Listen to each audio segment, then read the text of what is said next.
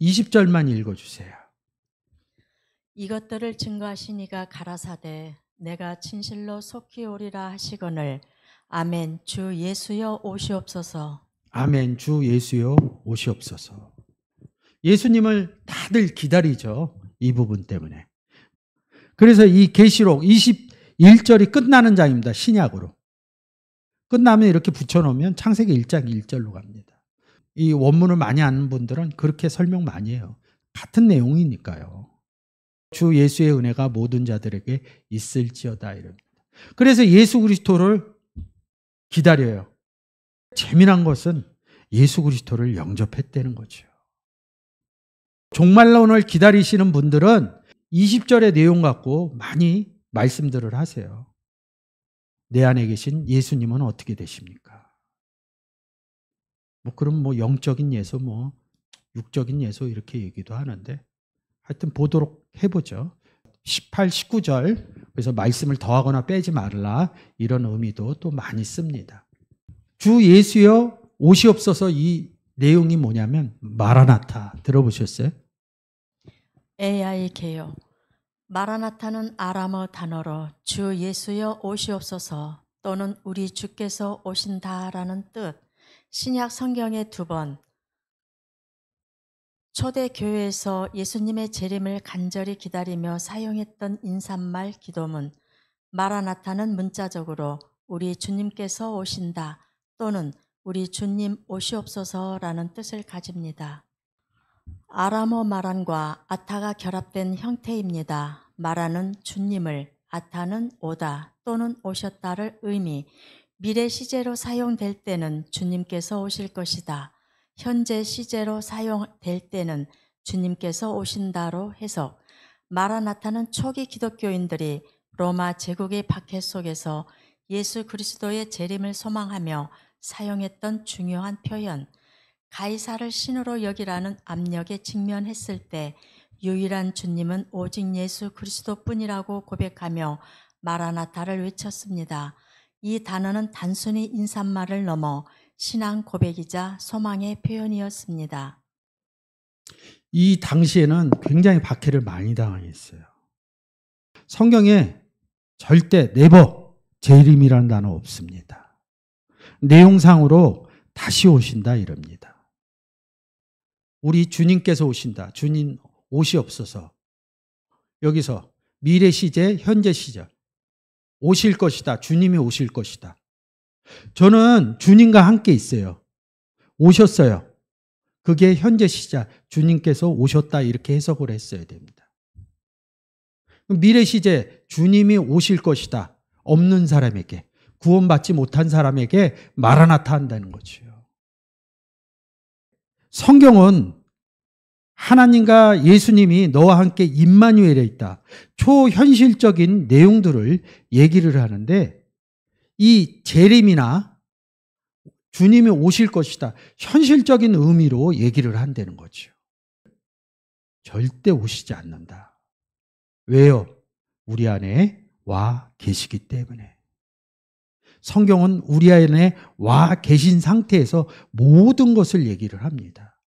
와 계시지 않는 사람들, 구원 얻지 못한 사람들을 우리를 통해서 예수 그리스도를 없는 사람에게 예수님 믿으세요 이렇게 보내주시는 주님이 미래 시제로 오실 것이다.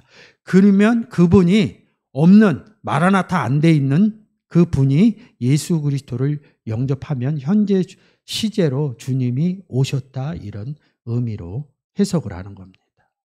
성경적으로 보지를 않고 성경 전반적으로 보지를 않고 많은 사람들이 재림 얘기 그리고 신이 눈앞에 내 앞에 나타나길 원하는 아주 간절한 소망들이 그렇게 이런 내용을 굴곡적으로 표현한 겁니다. 성경적인 내용으로 보면 하나님이 너희와 함께 있다. 예수 그리스도가 너희와 함께 있다. 그리고 본인들이 써요. 하나님이 내 안에 계십니다. 예수님이 내 안에 계십니다. 근데 그것이 인지가 안 됩니다. 하나님이 내 안에 계신다. 예수 그리스도가 내 안에 계신다. 인지할 수 있는 방법은 성경에 기록된 문헌들을 깨닫고 복습하고 노력하면서 그런 것들이 이루어질 때 하나님이 내 안에 계신다, 예수님이 내 안에 계신다를 스스로 증거해내서 재림은 없구나, 이런 부분에 명확하게 바깥으로 얘기할 수 있다는 것이죠.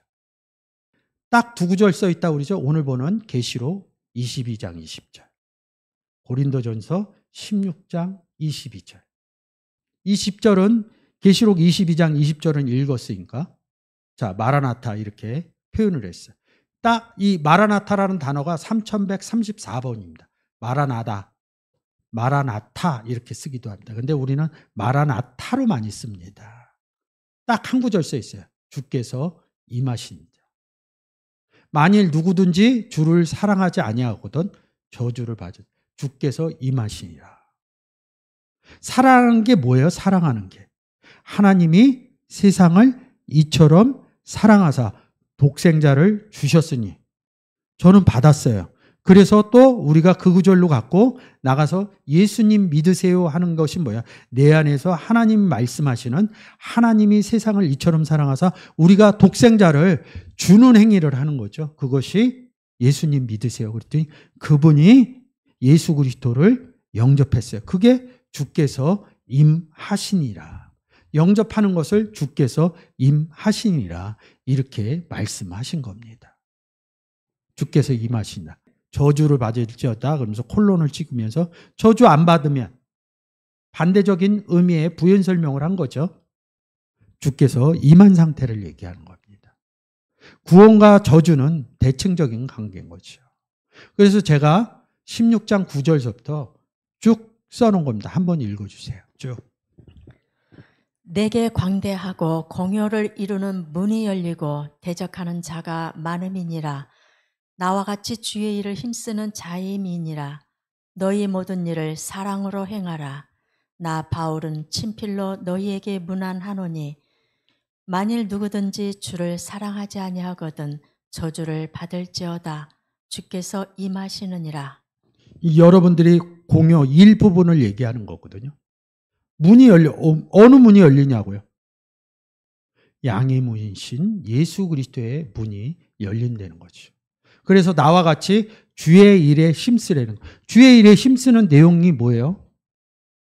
예, 그렇죠. 복음 전하는 내용이죠. 근데 복음이나 예수 그리스도를 빼놓고 교회 일, 세상에 아주 섬기는 이런 일을 성경은 다 복음 전하는 일을 얘기하고 있어요. 복음 전하는 일을 14절에선 사랑으로 행하라 이렇게 말씀하시는 거죠. 요한복음 3장 16절 그대로 갖다 붙이면 돼요. 하나님이 세상을 이처럼 사랑하사 사랑의 의미를 독생자를 주는 일이 주의 일이라는 거지. 21절에 너희에게 문안한다는 거 가서 인사한다는 거예요. 안녕하세요 이 인사하는 게 아니라 너희에게 가서 인사하는 게 문안하는 게 사랑으로 행하는 것이고 주의 일을 행하는 겁니다. 친지간에 가족간에 멀리 떨어져 있으면 문안해요. 복음 전하는 것을 성경에서는 문안한다 이렇게 얘기합니다. 근데 우리가 성경의 의미가 안 들어오면 인사하는 의미로 받아들인다고요. 뭐 인사해서 뭐예요? 그거 하는 건데 우리가 명절 때 친지들 만나서 문안합니다.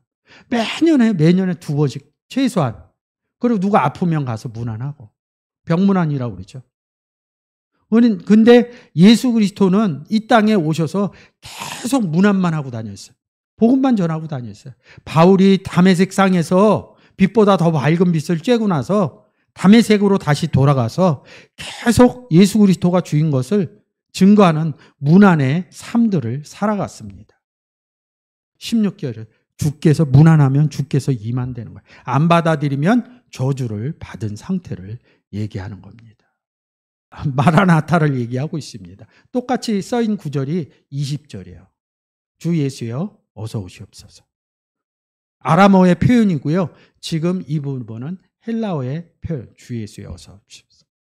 앞에서 아멘 하죠. 뒤에 가서 좀 설명해요. 이것들을 증거하시니가 가라사대 내가 예수 그리스도께서 진실로 왜 속해 안 오시냐고요. 그러면 이렇게 해석해 놓지 말아야죠. 속히라는 말을. 예수 그리스도가 속히 오려면 누가 일을 해야 돼요? 우리가 일을 해야 돼요. 우리는 와 있으니까 오지 않은 사람에게 예수님 믿으세요 해서 빨리빨리 구원받게 해야죠. 표현 방식들이 달라요. 우리는 그냥 성경이 우리 삶 가운데 잘 접근이 안 돼 있으니까 문장 읽는 순서대로 생각을 해요. 그러니까 오는 모습으로 보는 거예요. 예수 그리스도가 오려면요, 먼저 구원 얻은 사람들이 있어야 예수 그리스도가 와요. 먼저 구원받은 사람들을 통해서 예수 그리스도가 전파된다고요. 그 사람에게 없었는데 전파되면 뭐예요? 그 사람에게 간 거 아니에요? 그게 오리라는 거죠. 근데 자꾸 눈 밖에서 구름 타고 오는 예수님을 생각한다는 거죠.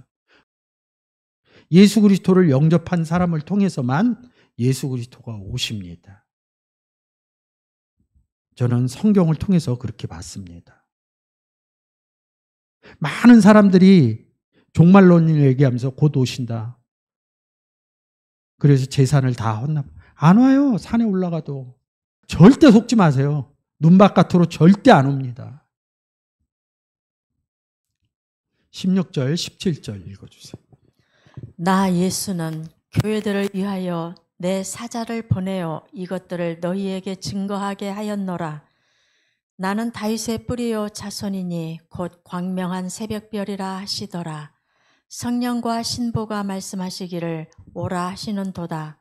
듣는 자도 오라 할 것이요 목마른 자도 올 것이요 또 원하는 자는 값없이 생명수를 받으라 하시더라. 나 예수님은 다윗의 뿌리요 자손이요 새벽별이라.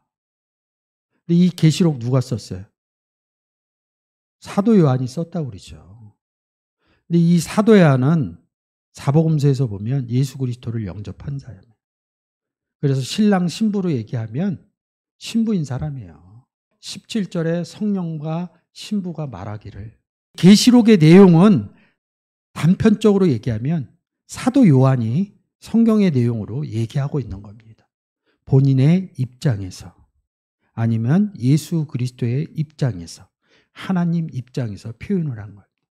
아주 대칭적으로 주로 좀 구원받지 못한 사람들의 얘기를 많이 써놓은 것이 계시록의 특징입니다. 성령이 푸념합니다. 하나님은 성령이시니 주는 성령이시니 우리가 성령이신 예수 그리스도를 영접했어요. 그래서 우리가 그리스도의 신부죠. 그래서 성령과 신부가 제 안에 성령이신 예수님이 계십니다. 그리고 저는 이 성령의 예수님의 신부입니다. 말씀하시기를 듣는 자도 오라. 어디로? 예수 그리스도 영접하라. 목마른 자도 올 것이요. 들으면 내 배에서 생수의 강이 나가니까 목마른 사람을 적셔주니까 값없이 내 배에 생수의 강이 있으니까 생명수를 람바노 하리라. 신부가 남편을 위하여. 신부 곧 어린 양의 아내, 예수 그리스도의 아내.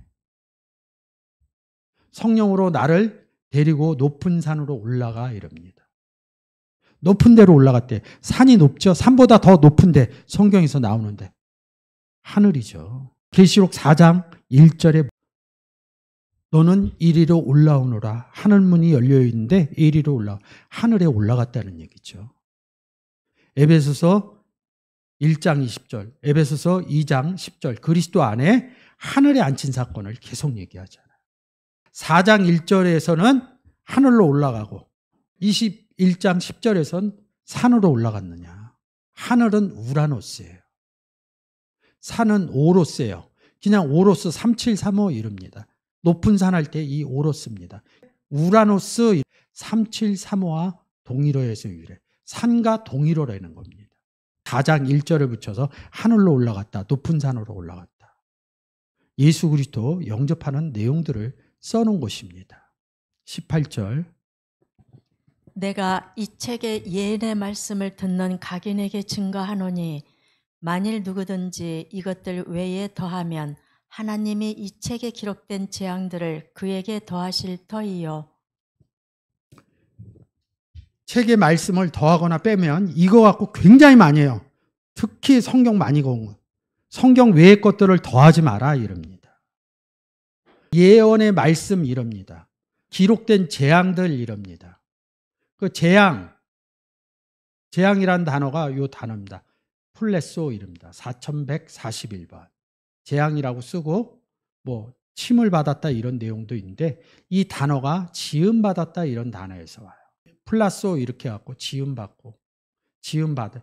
예수 그리스도를 영접하면 어떻게 돼요? 요한복음 1장 13절에서 하나님께로 나아진 자들이 되는 거죠. 그게 지음받았다는 뜻입니다. 침을 받아. 이것도 딱 한 구절 써 있어요.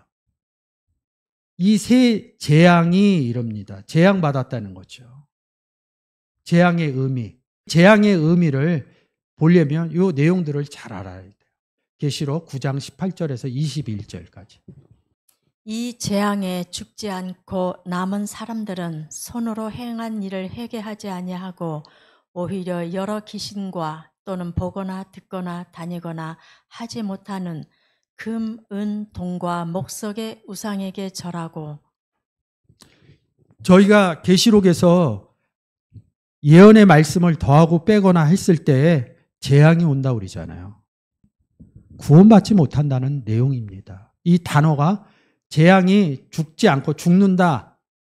아포크테이노 이릅니다.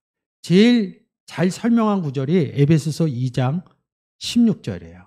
예수 그리스도를 영접한 내용이 그는 우리의 화평이신지라. 16절 십자가로 이 둘이 한 몸으로 하나님과 화목하게 됐다. 하나님과 함께 있다 이런 뜻입니다. 나로 말미암지 않고는 하나님께로 갈 수가 없다. 하나님과 나는 하나다. 내가 하나님하고 함께 임마누엘 되어 있다. 그래서 에베소서 2장 14절에 16절을 십자가를 예수 그리스도로 바꾼 그걸로 소멸했다, 죽였다 이런 구원 얻은 상태를 얘기합니다. 소멸하고 아포크테이노 죽었다 이런 뜻이고 여기는 죽지 않으면 구원 얻지 못한 상태를 아포크테이노 이렇게 씁니다. 재앙이라는 것은 십자가로 소멸을 시켜주지 못했다는 거지. 구원 얻지 못한 상태를 얘기한다는 거지. 그래서 재앙의 의미를 조금 바꾸요. 다시 19절. 만일 누구든지 이 책의 예언의 말씀에서 제하여 버리면 하나님이 이 책에 기록된 생명나무와 및 거룩한 성의 참회함을 제하여 버리시리라. 18절에는 예언의 말씀을 더하거나 빼거나 여기서는 제하여 버리면 제하여 준다 이렇게 썼습니다. 이 내용도 굉장히 많이 인용해서 얘기를 해요. 이렇게 인용 많이 하는 구절은 제가 또 AI로 갖고 오죠. 예언의 말씀은 미래에 일어날 일에 대한 하나님의 말씀을 의미, 성경에서 예언은 하나님의 뜻을 전달하고 공동체에 대한 메시지를 전하는 중요한 역할을 합니다. 예언의 말씀을 지키고 따르는 자에게 복이 있다고 성경은 이야기합니다. AI 개요에서 왜요? 미래에 일어날 일에 대하여 하나님 말씀의 의미. 그러면 미래에 살면서 어떤 일이 일어날 거야. 그런 얘기 한마디도 안 했습니다. 예수님이. 예수님이 이 땅에 와서 뭐만 하셨다고요? 복음만 전하셨어요. 복음을 전하면 미래에 어떤 일이 벌어져요? 구원받은 자가 나오는 얘기입니다. 근데 삶으로 이걸 끌고 갔어요. 미래에 일어날 일, 그러니까 삶에서 이루어지는 부분을. 복음의 삶을 살면 그런 일이 일어나요. 구원 얻지 못한 자가 제가 예수 그리스도를 전하면 예수 그리스도를 영접합니다. 그게 미래에 일어날 일입니다. 그게 예언의 말씀입니다. 하나님 뜻을, 무슨 뜻? 구원의 뜻이죠. 예수 그리스도를 전해서 구원 얻는 사람들의 의미가 하나님의 뜻이라는 거죠. 공동체에 대한 메시지. 예수 그리스도 안에 들어간 사람들이 공동체라는 거죠. 교회 공동체 이렇게 얘기하시면 안 돼요. 그리스도 안에 있는 상태가 공동체입니다. 그거보다 더 명확한 공동체 있으면 가까워 보세요.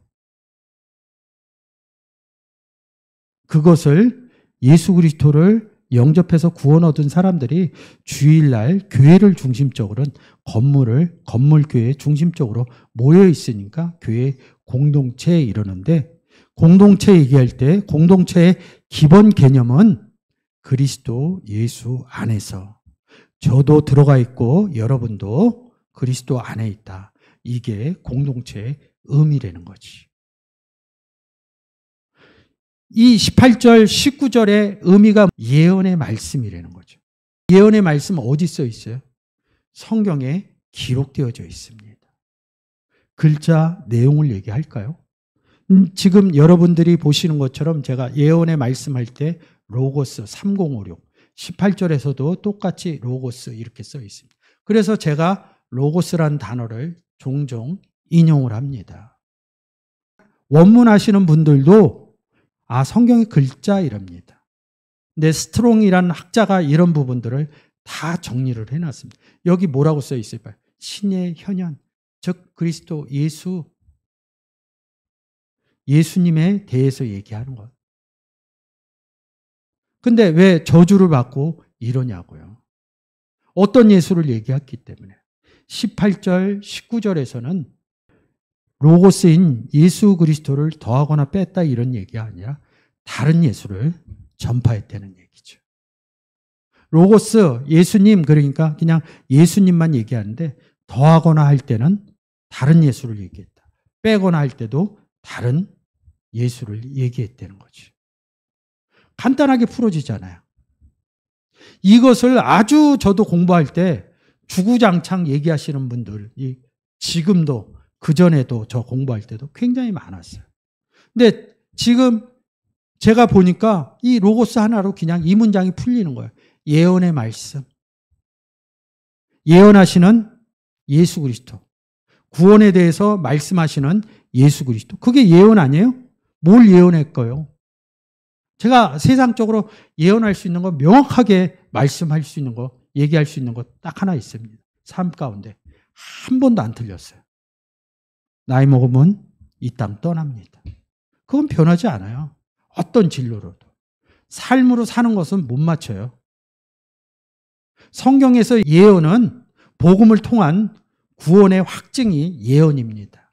그게 예언의 말씀, 예수 그리스도를 전하는 내용의 말씀이라는 거죠. 복 있는 자가 어떤 자냐고요. 계시록 22장 7절. 보라, 내가 속히 오리니 이 두루마리의 예언의 말씀을 지키는 자는 복이 있으리라 하더라. 복 있는 자가 뭐냐고요? 지킨다는 게. 테레오 이럽니다. 그러니까 지키는 게 아니라 전하는 것을 테레오 지킨다 이럽니다. 나의 것을 주는 것을 지킨다. 이 의미로 쓰여져 있는 거죠. 예수 그리스도를 전하는 자는 복이 있다. 이런 의미로 기록되어져 있는 겁니다. 말씀을 더하거나 빼거나 문장에서 이렇게 생각하시면 안 됩니다. 다른 복음을, 다른 예수를, 다른 성령을 전하는 자는 그 내용으로 더하거나 빼거나 이런 의미로 기록되어져 있는 겁니다. 20절. 이것들을 증거하신 이가 가라사대 내가 진실로 속히 오리라 하시거늘 아멘. 주 예수여 오시옵소서. 마라나타 설명했죠. 앞에서 아멘 하는 것처럼 예수 그리스도가 아멘인 존재시나. 그래서 진실로 너희에게 이르노니가 아니라 사복음서 예수께서 너희에게 얘기했다. 율법의 1.1획도 다 없어지지 않고 이룬다 이렇게 얘기를 한 겁니다. 예수님께서 얘기했다. 진실로. 이 의미로 보시면 됩니다. 그래서 이 아멘도 예수 그리스도가 말씀하셨다 이렇게 보면 됩니다. 구약도 마찬가지입니다. 속히 오는 거죠. 주 예수의 은혜가 모든 자들, 판타들에게 있을지어다. 메타 함께 있다. 임마누엘 부분을 얘기하는 거죠. 은혜가 뭐예요? 은혜가 여러분들이 생각하는 은혜가 은혜 부분을 찾으시면 되겠죠. 카리스라는 단어를 해놨나 모르겠네. 카리스가 이게 은혜입니다. 이 은혜라는 구절은 그냥 감동받으면 은혜 이렇게 얘기하는 게 아닙니다. 에베소서 2장 8절에 너희가 그 은혜를 인하여 믿음으로 말미암아 구원을 얻었다. 이것이 너희에게서 난 것이 아니요 하나님의 선물이라. 구원 누구를 통해서 얻어요? 예수님을 통해서 얻는다고요. 근데 에베소서 2장 8절에서 예수님을 은혜로 인하여 믿음으로 말미암아 구원을 얻었다. 카리스. 누가복음 1장 30절에서도 마리아에게 내가 하나님께 은혜를 얻었느니라. 예수 그리스도 잉태한 것을 은혜를 얻었다. 아이 못 갖던 사람들이 갑자기 아이를 가져서 야 이거 은혜야 이런 얘기가 아닙니다. 예수 그리스도를 가진 이야기를 하는 겁니다. 구원 얻었다 이런 의미로 얘기를 하는 거죠. 모든 사람에게 은혜가 예수 그리스도가 있을지어다 이렇게 얘기합니다. 어떻게 해야죠? 예수 그리스도가 속히 와야 모든 사람에게 은혜가 있을지어다.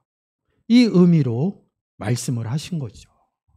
많은 시간이 다가고 삶 가운데 세상 삶 가운데 어려워져가 예수 그리스도가 와서 벌어지는 일이 아니에요. 구원의 관점에서 사도 요한이 복음 전하는 내용으로 얘기를 한 겁니다. 받는 사람, 속히 와서 받아지는 사람, 안 받아지는 사람, 제하여지는 사람, 재앙들을 받은 사람들. 이 의미로 보셔야죠. 19절에 제가 설명 안 했는데 생명나무와 거룩한 성에 참여한다. 거룩한 성 뭐예요? 새 예루살렘, 신랑 신부가 있는 성. 여러분들이 이 내용으로 오늘 16절에서부터 21절까지 얘기를 했는데 21장 1절서부터 이렇게 얘기를 하면 뭐 빛이 있다, 뭐 구원 얻었다 이런 얘기를 하면서 다시 저주가 없다. 이런 어린 양 보좌에 있다. 구원 얻은 사람들 얘기하는 것이거든요. 그래서 16절에 와서 예수 그리스도가 말한다 이런 내용으로 얘기하는 겁니다. 여러분들이 예수님이 속히 오실 수 있도록 누구에게? 예수 그리스도를 영접 안 한 사람들에게 속히 오실 수 있도록 복음을 전하는 것이 주 예수여 오시옵소서 마라나타 삶을 이루어내는 것입니다. 우리는 주 예수의 은혜가 있죠. 예수 그리스도를 카리스 은혜로 얘기했으니까. 주 예수의 은혜가 있는 사람들이 이 예수님이 없는 은혜 없는 사람들에게 나가서 예수 그리스도가 속히 올 수 있도록 복음 전하고 그것이 주 예수여 오시옵소서 마라나타의 뜻으로 얘기하고 그런 자들에게 주 예수의 은혜가 있을 수 있도록 여러분들의 삶의 역할은 굉장히 중요하다는 거죠.